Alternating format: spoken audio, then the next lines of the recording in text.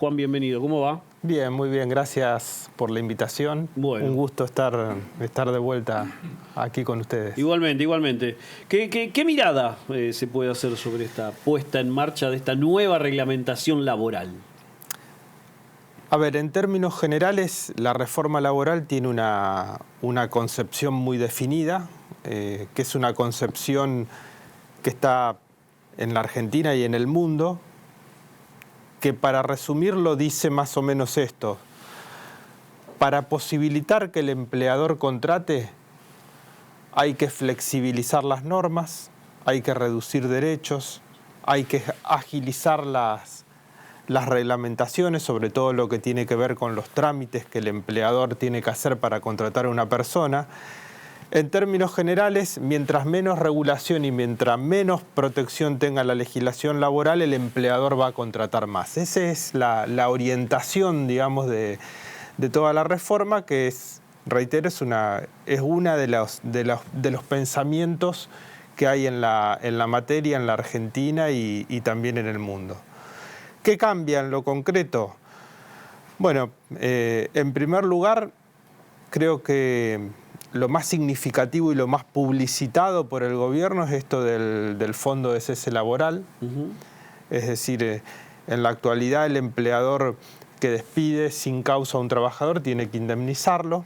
Aquí lo que habilita la ley es a que exista un fondo de cese. Un fondo de cese que tiene que preverlo el convenio colectivo y además tienen que aceptarlo empleadores y trabajadores en cada una de las empresas, y se constituye o en un banco o con una compañía de seguro o a través de un fideicomiso financiero o a través de un fondo común de inversión. Distintas alternativas tiene la reglamentación para el fondo. Cuando se extingue la relación laboral, ese fondo, que se alimenta con aportes del empleador para pagar la indemnización, el trabajador puede acceder a ese fondo y cobrar directamente del fondo.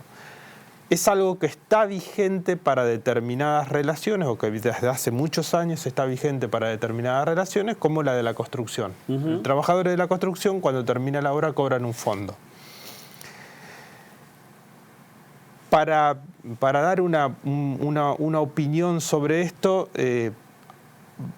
hay que ver cómo funciona, digamos, porque en la construcción tiene una característica: la obra siempre tiene un plazo de comienzo y de finalización. Están acostumbrados a esa dinámica, se sabe que va a terminar en algún momento. Y el empleador lo costea, sabe que tiene que costear. Se presupuesta eso. Claro, porque en determinado tiempo va a tener tal costo y lo pone dentro de su presupuesto. En el caso de las relaciones laborales, que en principio tienen vocación de continuidad, allí, digamos, habrá que ver si el empleador quiere aportar o sumar un costo más cuando no tiene tasa de despido, por ejemplo, cuando no tiene normalmente despidos sobre su plantilla. Bueno, habrá que ver cómo funciona esto, que creo que es una de lo que se presentó con mayor fuerza por parte del gobierno en la reforma. Después tiene un blanqueo laboral para las relaciones no registradas. Ese blanqueo significa que el empleador que entra y registra a un trabajador que estaba en forma clandestina va a estar eximido o se le va a condonar la deuda en un 70, 80 o 90%, de acuerdo a si es una pequeña, mediana o gran empresa, para ponerlo en términos muy generales. Y allí el empleador va a poder computar hasta 5 años de relación laboral. Si tiene más de 5 años, va a poder computar solo hasta 5 años de relación laboral a los efectos de su futura jubilación y con un aporte sobre el salario mínimo vital y móvil. Esta es la segunda de las reformas o de las cuestiones que se pusieron en juego. Después hay normas relativas al periodo de prueba, que se extiende de 3 a 6 meses y los convenios los pueden llevar hasta 8 meses o un año también. Esa es otra de las reformas que se introduce. Se introduce una simplificación en la registración laboral, que está bien, digamos. Ese es uno de las cosas modernas o positivas que tiene que tiene la legislación. Y después alguna norma referida a una modalidad que va a traer, a mi modo de ver, bastante discusión, que es el tema del trabajador independiente con colaboradores. Esa figura me suena mucho a eufemismo. Claro. Hay mucho, para mí, mucho eufemismo. Allí lo que dice la ley es, bueno, un trabajador independiente puede tener 3 colaboradores también independientes, inscriptos con monotributo, haciendo el aporte. Cuando salió esta norma, lo que se preveía era que para determinados tipos de actividades la reglamentación lo iba a habilitar. Digo, para poner algunos ejemplos y que se entienda. Un electricista, un pintor que va a una casa con 2 o 3 colaboradores, algo esporádico, bueno, puede entrar dentro de esta categoría. Ahora, la reglamentación lo habilitó para todos. Para todos. Entonces, creo que ahí va a haber una discusión. Digo, si yo pongo un kiosco y tengo 3 personas, difícilmente se pueda justificar desde el punto de vista jurídico, digamos, si las personas van, cumplen un horario, cobran todos los meses, que no existe una relación laboral. Es decir, porque también hay algo sobre la relación laboral, es decir, el hecho de la contratación o la inscripción no prueba una relación laboral, según la ley. Claro, el derecho laboral tiene un principio rector que es el principio de la realidad. Se mira lo que pasa realmente más allá de las formas que utilicen las partes en la relación. Es decir, pueden decir, bueno, esto es un contrato de obra, pero si es relación laboral, el derecho laboral lo que mira es la realidad, porque el derecho laboral está pensado para proteger a la persona que trabaja, digamos. Esa es la finalidad, si no, no tendría razón de ser el derecho laboral.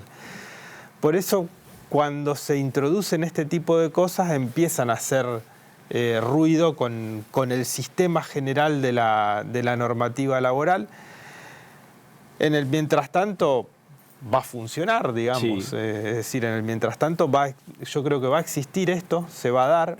Me parece que también allí trataron de contemplar algo que se puede ver, que es que la mayor cantidad de trabajo sin registrar está en los pequeños emprendimientos, en la pequeña empresa, en la microempresa, en personas que son casi emprendedores más que empresarios. Y si nos dejamos llevar por las últimas estadísticas, el trabajo registrado ha crecido muchísimo en los últimos tiempos. A ver, no ha crecido el salario tal vez, pero sí el trabajo registrado.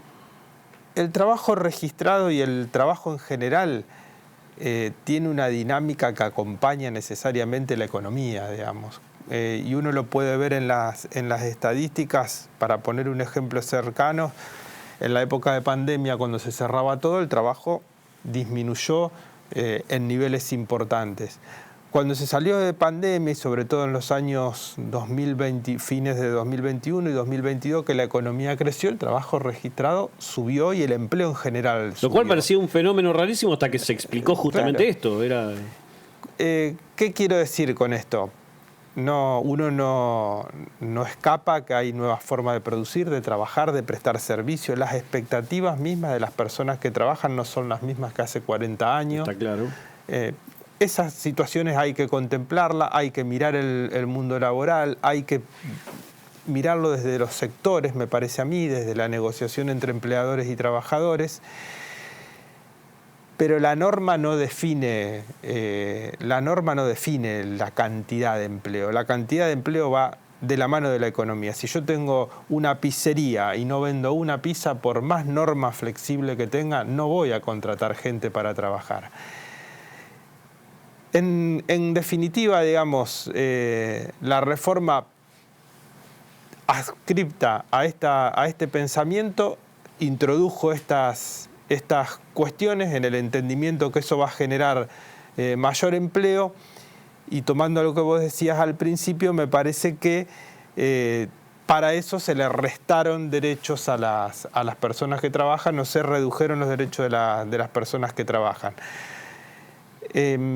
Vamos a ver cómo cómo se comporta, digamos. Uno no trata de no ser escéptico ni pesimista en este tipo de cuestiones, pero lo cierto es que ya en alguna otra época de la historia argentina esto mismo sucedió, digamos, se facilitaron formas de contratación y este tipo de cuestiones, pero siempre los datos del empleo fueron de la mano de la economía. Cuando Domingo Felipe Cavallo era ministro de Economía y se instauró la figura del monotributista, se había instaurado como una figura de emergencia. Hoy es una figura estelar. Hoy lo que estamos viendo, por ejemplo, es que decrece el empleo registrado en la provincia de Santa Fe, digamos, que uno por ahí sigue más los números de la provincia. Vemos que en la provincia de Santa Fe el empleo registrado entre diciembre y junio se perdieron 17.000 empleos registrados. Y el monotributo subió respecto de los números que tenía a fines del año pasado. ¿Esto qué quiere decir? Que hay gente que sale del trabajo formal, que es un trabajo que tiene obra social, aporte jubilatorio, convenio, bueno, y pasa al monotributo que en definitiva es una situación con menos posibilidades y con menos herramientas para las personas que trabajan, ¿no?